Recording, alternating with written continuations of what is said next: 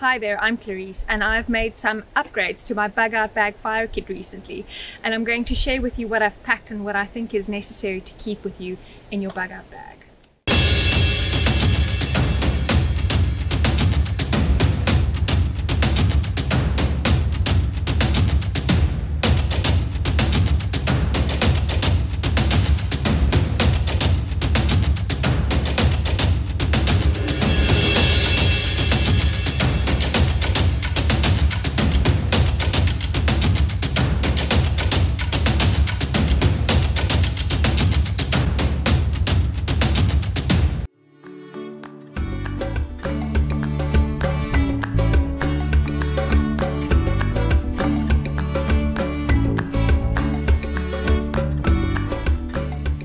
As with any bug out bag kit that you're packing, weight is always something that you need to consider and keep in the back of your mind, that you don't want a bag that weighs more than about 15% of your own body weight, to make it easy for you to carry, especially over long distances.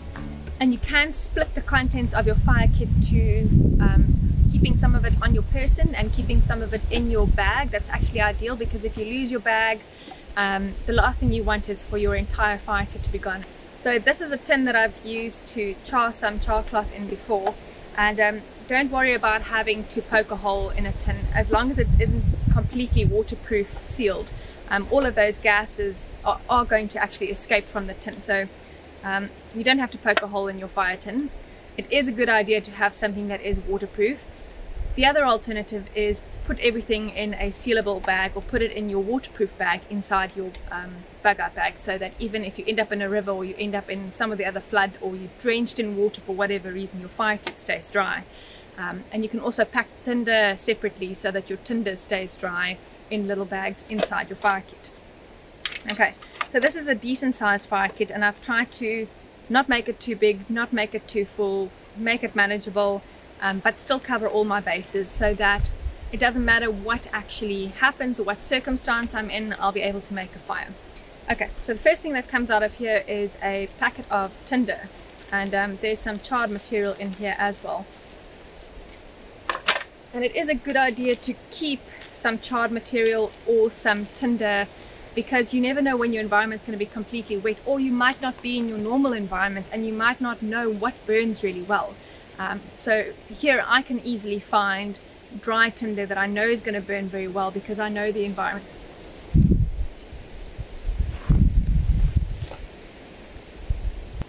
Typical Africa, every bush moves.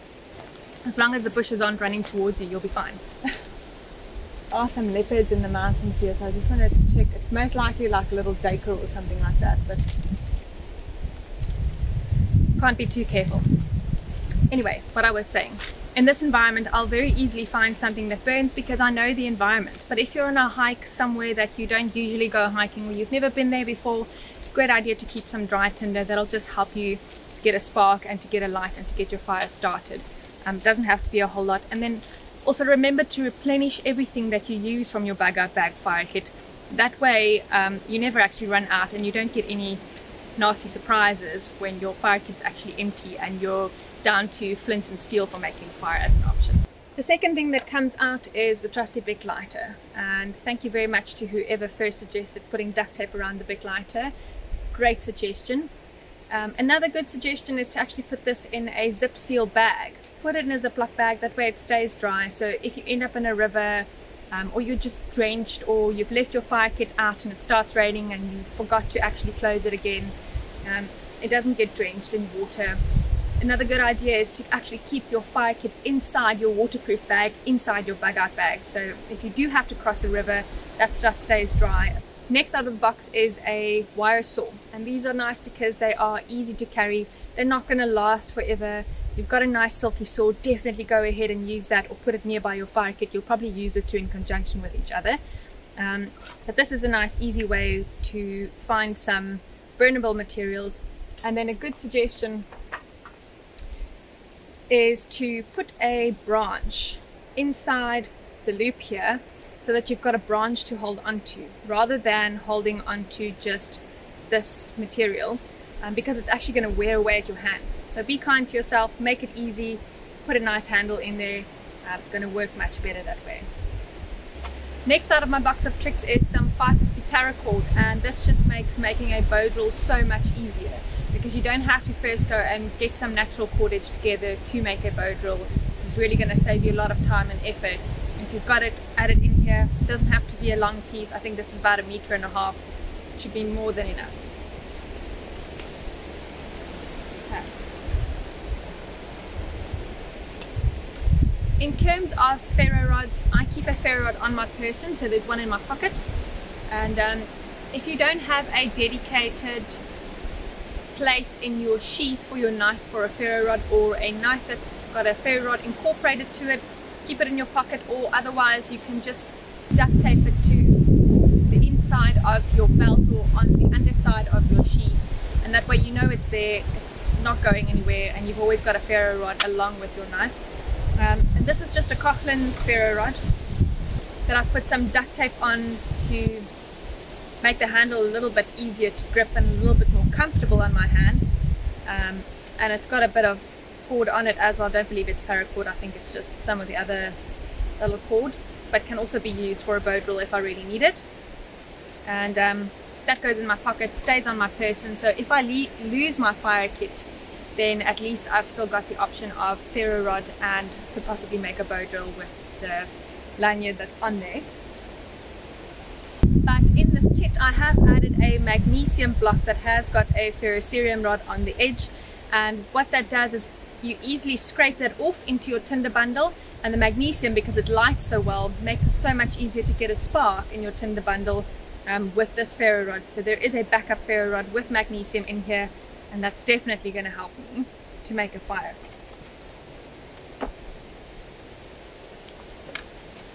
Okay, next up is good old flint and steel.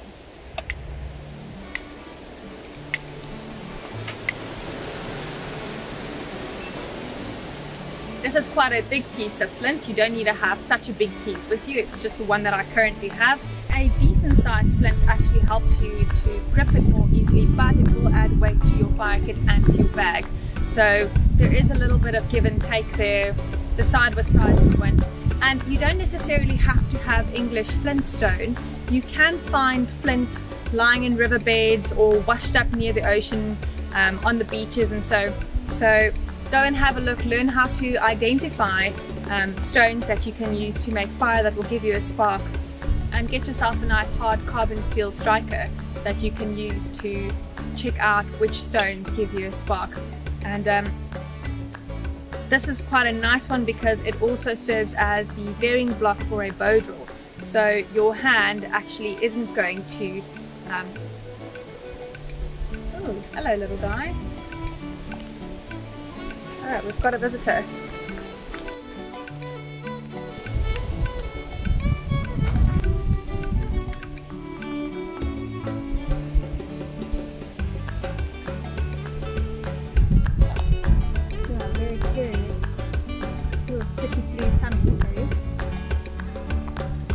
So this guy is a Southern African Agama, and they're quite sociable, and the way we know that he is a male is because he's got a blue head and a blue chest.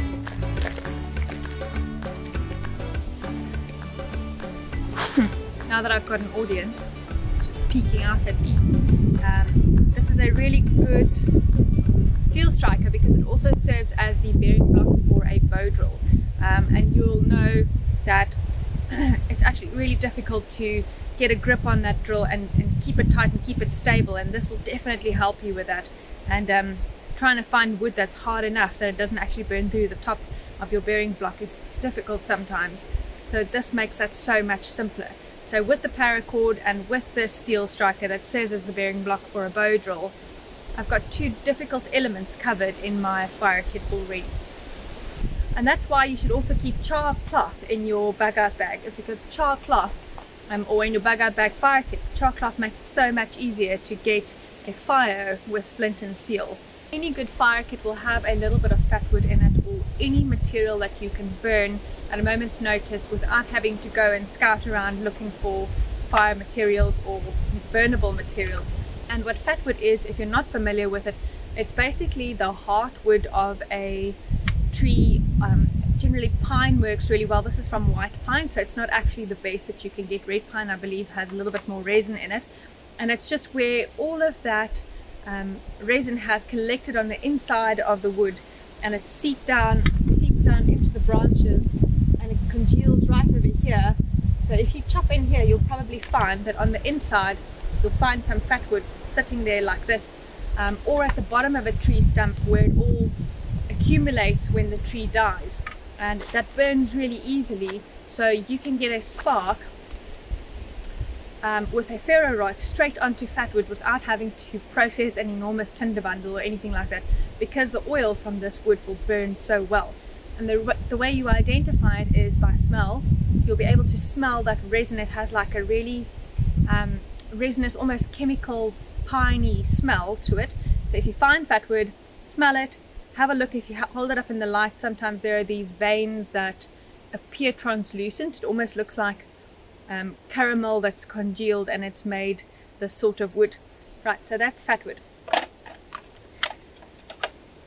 In this little box, I've also got a secondary box, a secondary tin, only just fits in here. And that is where I keep my char cloth in. The reason why I keep it in here is so that it stays protected, because char cloth is so fragile. If anything crunches it or there's any weight on it, it's actually going to break. And I've also put it very carefully into a little Ziploc bag that seals it off and keeps it dry. Take some out and show it to you.